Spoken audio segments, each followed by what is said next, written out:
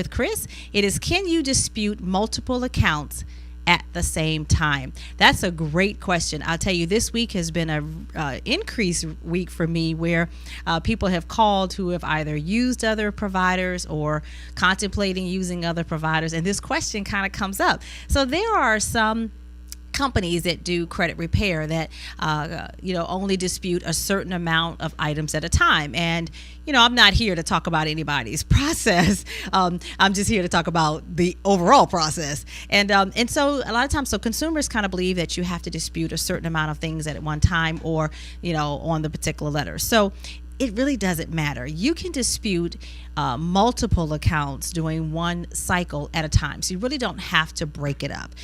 The credit bureaus by law are required to address each and every dispute. So there's no magic number to how many negative items that you can put on your letter at one time. So if you've got 15, put 15 on the letter.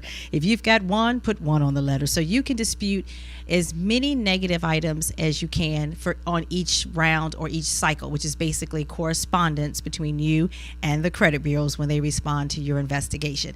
However, you don't want to dispute the same thing multiple times. So although you can put multiple things on one dispute, you don't want to be disputing for 2 years. Okay. After a while, that investigation becomes frivolous, and the credit bureaus will kind of shut down and not respond, even though by law they should, or they're supposed to, but they usually don't.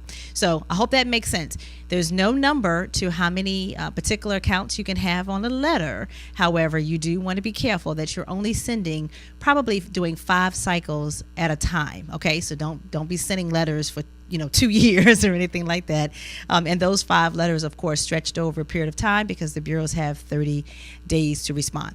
If I just lost you, you need to reach out to me for your free assessment, and I'll be happy to go over that process. But I wanted to make sure that I answered the question as thoroughly as possible. Okay, so thanks a lot. Thanks. And you all continue to submit your questions in for the Chat with Chris segment. If you're not listening, or if you're not hearing your questions, just submit them in, and I'll get to them as in the order that I receive them, and we'll make sure that we can answer all of your questions. So thank you so much for that. And by the way, if you're not sure how to submit your questions, you can submit them right there on the website, livingontop.info. There's a submission form right there, or you can send us an email at cbridges@livingontop.info. Again, submit your questions to cbridges@livingontop.info. All the information is on the website. Just go out to the website.